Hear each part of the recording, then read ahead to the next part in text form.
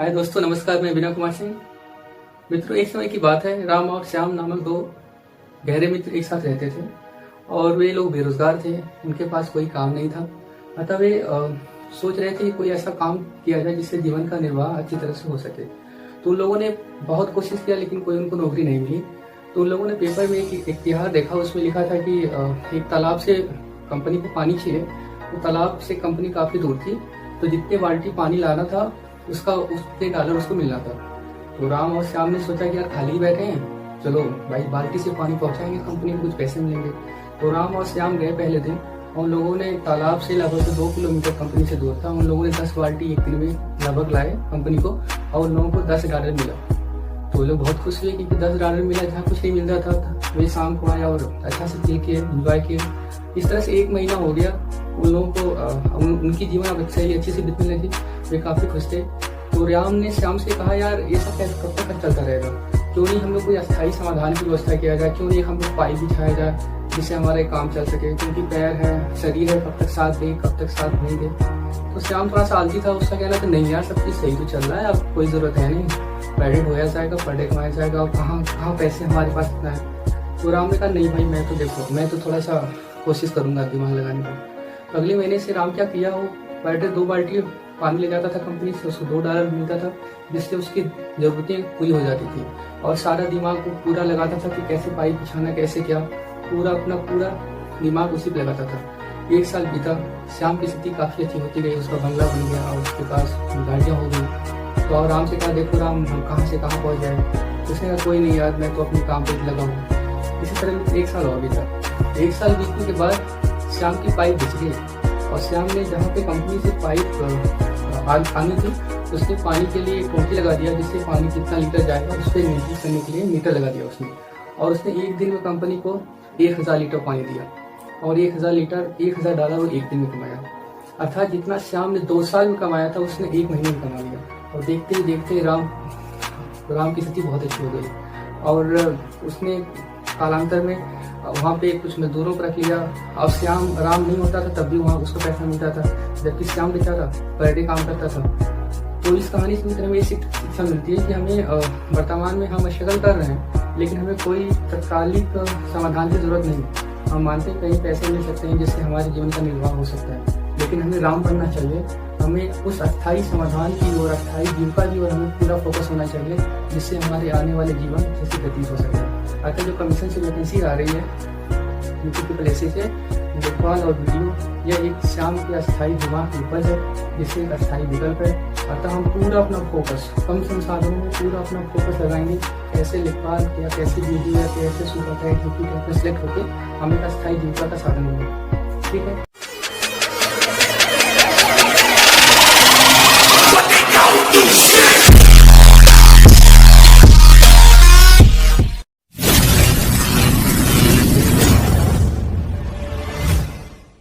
हम पाली में हम देखते हैं स्वर एवं ध्वनि। ऊपर SSC के एग्जाम में स्वर और ध्वनि की बहुत महत्ता है। इससे लगभग विगत 5 वर्षों में 35 क्वेश्चंस टोटल पूछे जा चुके हैं, केवल स्वर और ध्वनि से।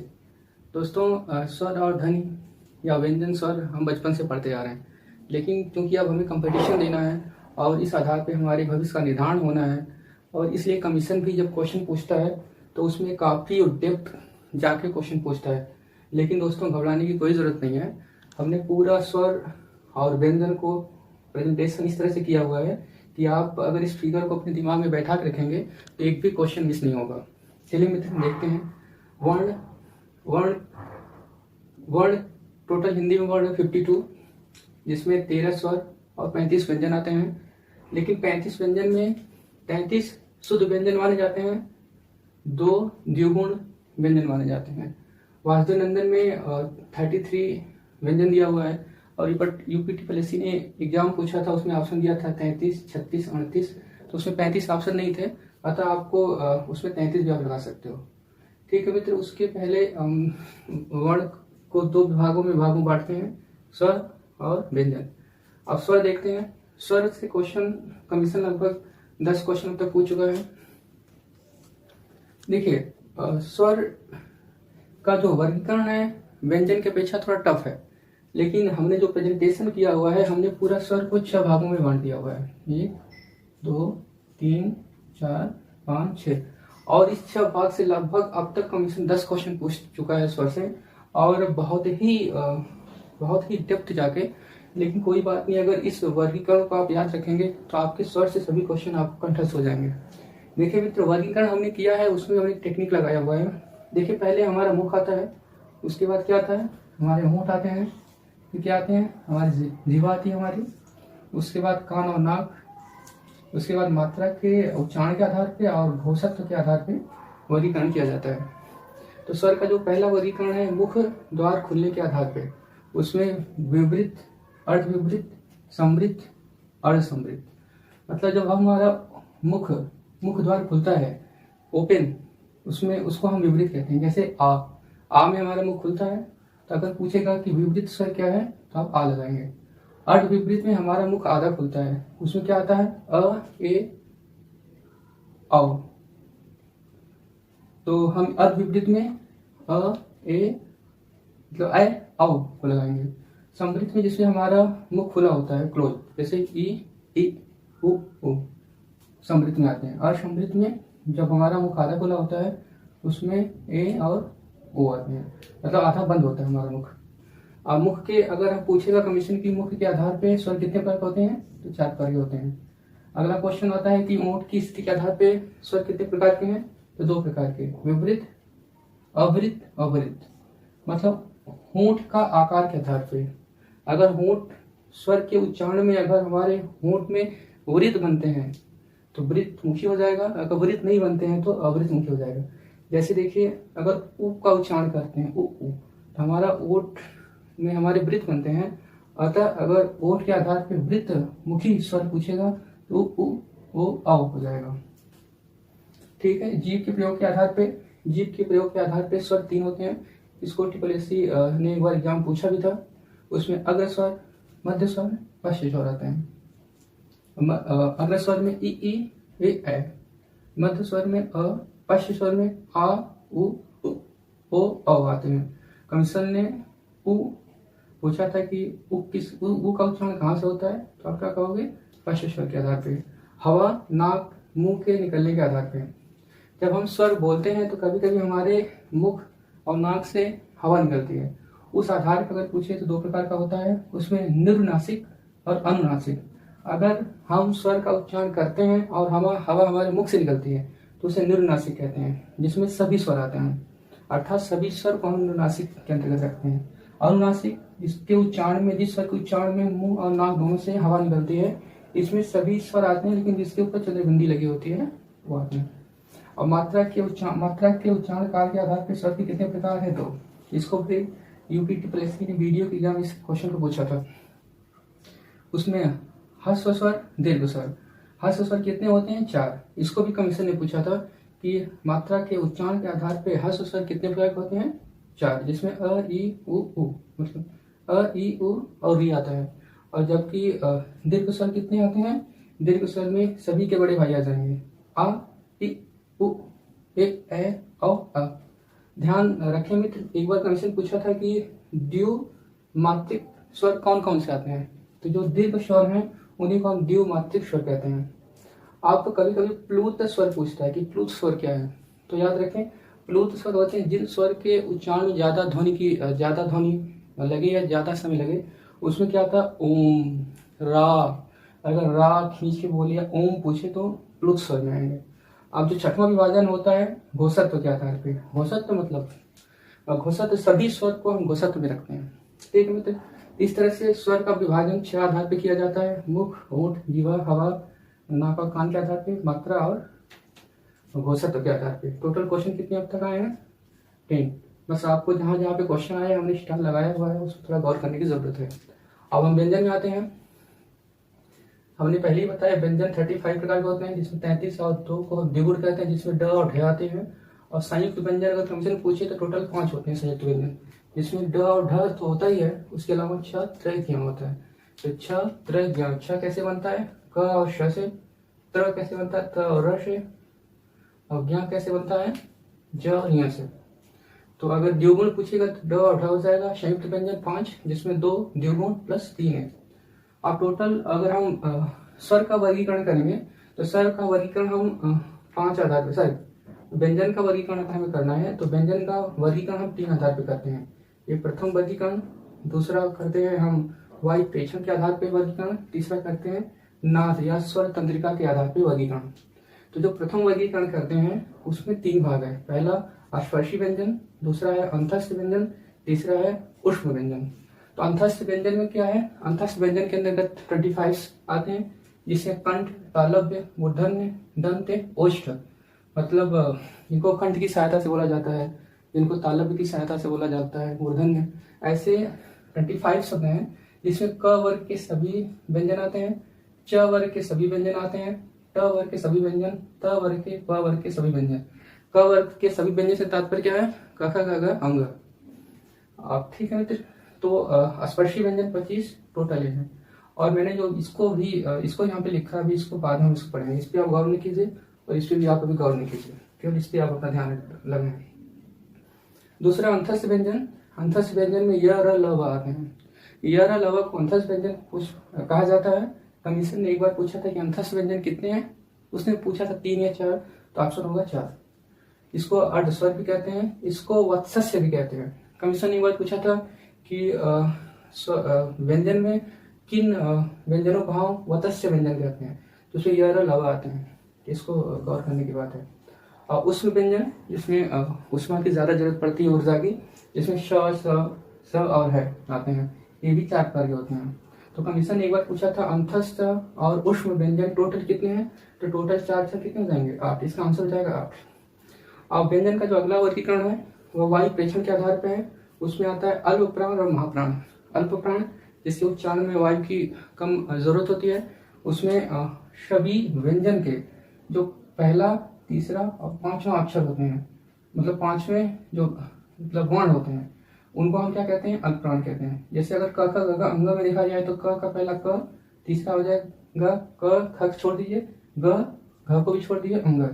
अर्थात अगर व्यंजन का पहला, तीसरा और 5वां, जिसको हम 135 फार्मूला कहते हैं, वो अगर वर्ण आए तो हो जाएंगे अल्प प्राण। महाप्राण में कौन होगा, महाप्राण में इससे जो शेष बचता है 2 बचेगा और 4 बचेगा, उसको हम क्या कहते हैं, महाप्राण कहते हैं। अतः अगर वे व्यंजन जिनको हम महाप्राण कहेंगे उसमें आएंगे क को छोड़ दीजिए आप, ख दूसरा भाग में, ग को भी छोड़ दीजिए, घ चौथा भाग, अर्थात सेकेंड एंड फोर्थ।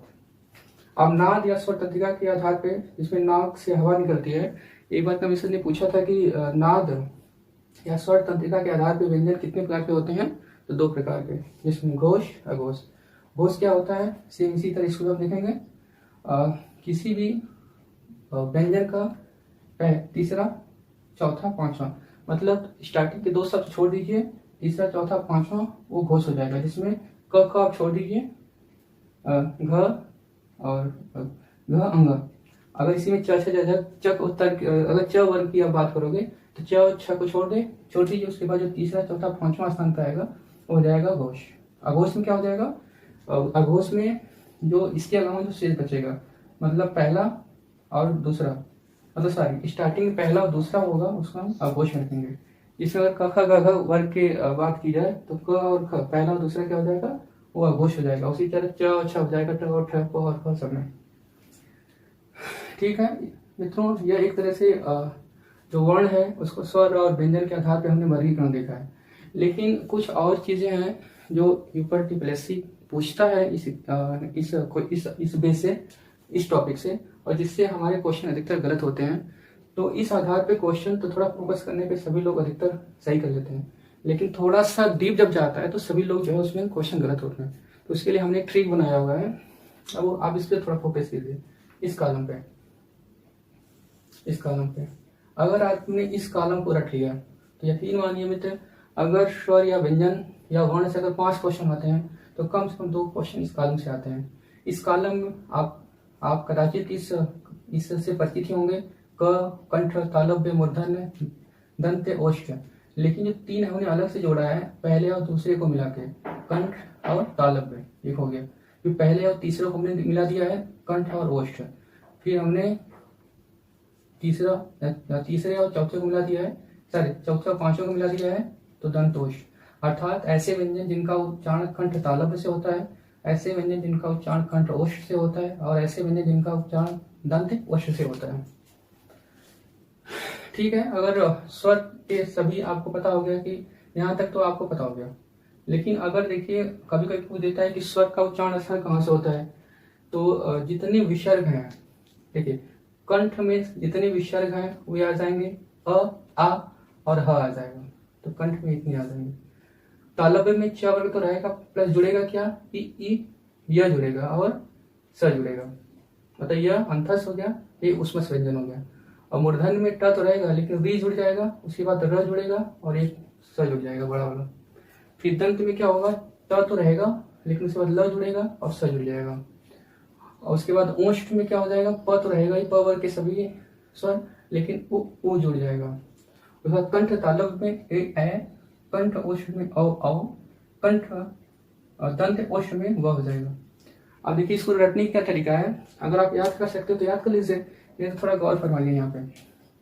देखिए यह आपने देख लिया, र है, ल है, यह र ल, तो क्रमशः नीचे आते जाइए तो एक एक वर्ण आप बढ़ता जा रहा है। इस तरह देखिए श स ये कम होता जा रहा है। उसके बाद देखिए अ आया, ई आया, उ आया, ए आया, अ आया। तो इस तरह से थोड़ा सा अगर आप मैथमेटिकल या थोड़ा सा साइंटिफिक तरीके से याद करोगे तो ये चीज़ें और बेहतर हो जाएंगी। मित्रों अगर आप ल्यूसेंट की हिंदी पढ़ते हो तो लगभग इतनी चीज़ आपको मिल जाएगी, लेकिन वासुदेव नंदन और पीएन पांडे जी को पढ़ने पे कुछ इस चैप्टर में कुछ चीज़ें और विशेष होती हैं।